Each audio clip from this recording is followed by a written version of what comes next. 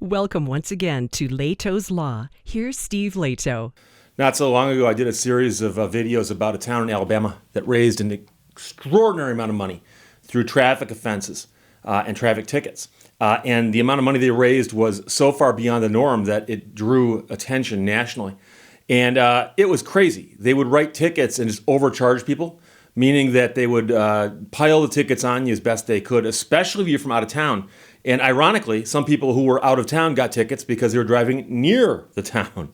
And they were also famous for, stacking up all the offenses they could and occasionally pulling people over who hadn't done anything wrong. All kinds of crazy stuff. We're talking about Brookside, Alabama. Jacob sent me a note and said, Steve, did you see the latest?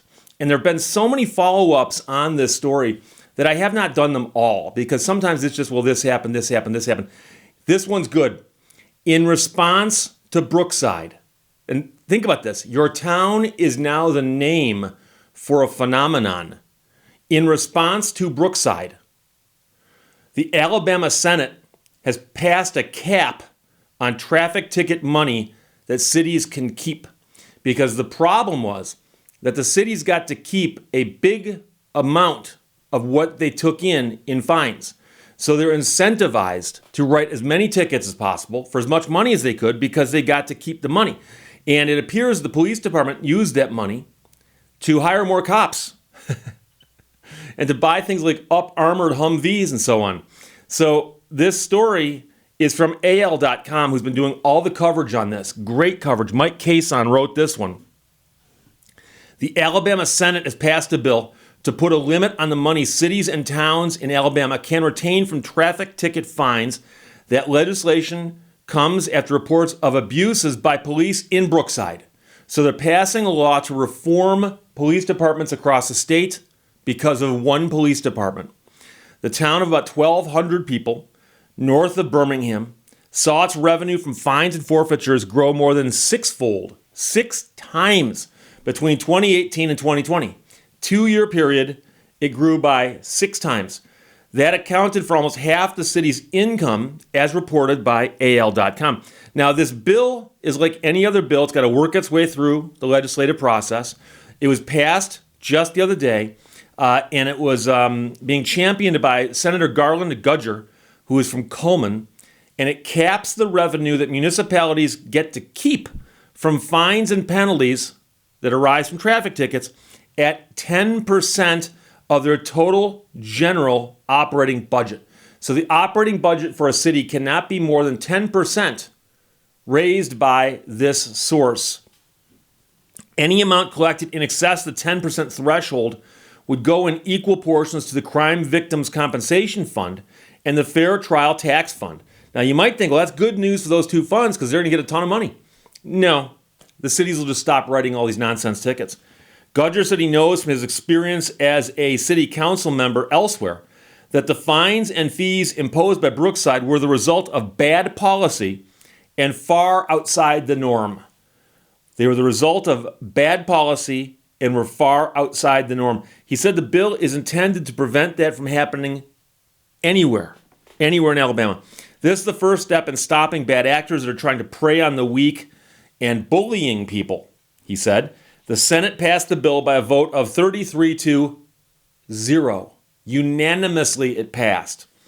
Now it moves to the House, where Gudger expects it to be sponsored by a rep out of Birmingham, whose district includes Brookside. That rep is sponsoring other legislation sparked by the Brookside scandal and has called for resignations of city officials and hosted town halls asking people to tell their stories about encounters with Brookside police. And some of those stories have been just astounding. Police department out of control simply because they wanted to raise money. They had become a revenue-generating machine. They were no longer a law enforcement department. They were a revenue-creating department. Gudger said the percentage cap in the bill was determined after a survey of municipalities to find out what portion of their budgets came from traffic ticket revenue. So obviously, for many, many years, the traffic ticket money went into the budget of the local municipality. The question is, on average, what was it? Most were under 1%, and the highest they found was in the 8% range. 8%. So average was 1%, the highest was 8%. So we ended up saying, okay, if that's the case, then let's go up a little bit to 10% to make sure that we covered anybody else. Now you might be saying, Steve, what was Brookside at? The portion of Brookside's budget from traffic fines was off the charts, according to Gudger, 49%. Almost half their income came from traffic ticket revenue. The Senate added an amendment exempting the city of Birmingham. Now this is a little unusual because if this law is good for everybody, it should be good for Birmingham. And the fact that they exempted Birmingham, you might say, well, Steve, does Birmingham have a high percentage of their money coming from traffic ticket revenue? No, apparently. So they said this was done at the request of a lawmaker, and after a review that determined Birmingham's ticket revenue was no more than 2% of the budget. Even though only 2% of Birmingham's budget comes from this source, they've been exempted from the law saying they can't make it more than 10%. So I'm not sure why they needed this law or if they anticipate something changing in the future. But anytime you see a statute that gets passed that says this applies to every single entity here except for this one, you got to look at the exception and say, why? Why does this entity get special treatment? Here it's a city. Obviously, if it was a class of people, you'd wonder about it. If it was a business or type of business, you'd wonder about it. And here it's a city. And it looks like they don't even need the protection. Why did they do this? I don't know. Keep in mind that when a bill gets passed in one house, it's got to get passed in another house and then usually signed by the executive, assuming it might be a governor. And quite often the bills do get tweaked as they go through the process. And it's not uncommon that a bill will get passed in the first house in one form, go to the other house and get passed in a different form, at which point it's got to get sent back for reconciliation where the two houses will agree on a single form of the bill they can both live with. Then they repass it in the new form and send it to the executive for signature, who can then either sign it, veto it, or let it expire, depending on the different things in the different constitutions. But the general process is, and I'm assuming it's the same in Alabama, that these things could still get tweaked. So whether the exemption will survive for Birmingham, we don't know, but that's what's in there right now. Gudger said really all this does is push out the bad actors, people trying to make traffic citations and fines be a large part of their budget. Brookside's come under fire since AL.com reported in January how the town used traffic stops to supply half its revenue, 49%.